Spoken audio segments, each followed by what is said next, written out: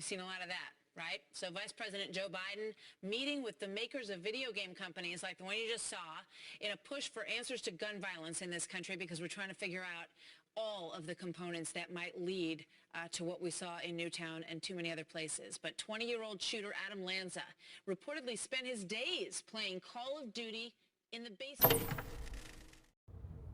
Video games have always been disregarded as this certain thing that can lead kids and people of all ages to do violent and bad things, saying that video games are genuinely bad for the person that is playing it. Well, I beg to differ.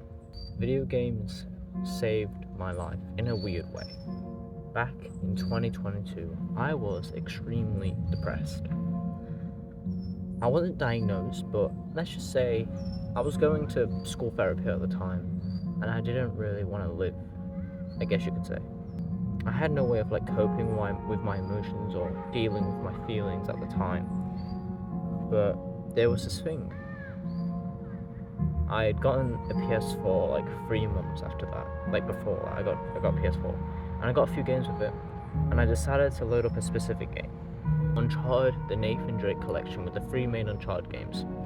I was just like, why not start this? Because it's a game I got for Christmas.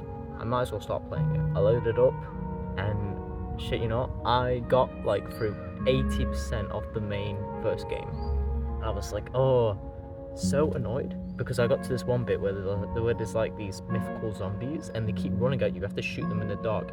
I could not find my way to the end of that. But it basically took me a solid month to get through that bit.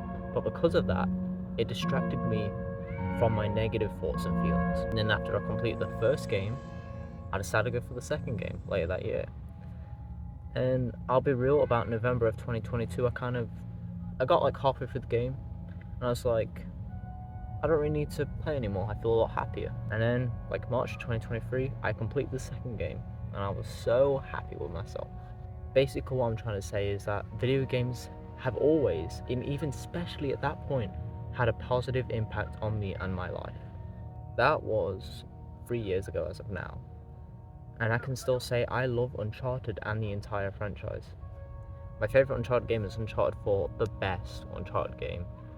And I've completed that game at least 15 times now. I love it so much. And I can say Uncharted has distracted me from all the negative impacts, feelings and thoughts in my life. And it's not just Uncharted as a video game, it also includes Roblox.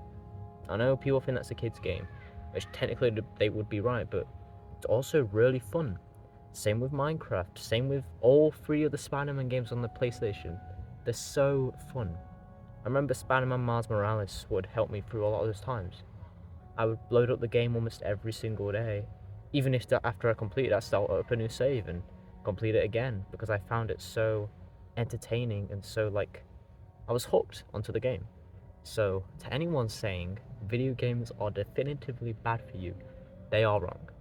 They can have a negative impact on you, yeah, for sure, but that's not because of the video game. And the video game doesn't actually implement any feelings or thoughts onto you. It just awakens them. If it was not for the Uncharted franchise, I would probably not be here. And it wasn't just that, I used to listen to a lot of music and that helped me too. But I owe it mostly to video games. So video games are good for you. No matter what anyone says, they are. So that's been me, Unbreakable Stud. I hope you have a great rest of your day, and see you.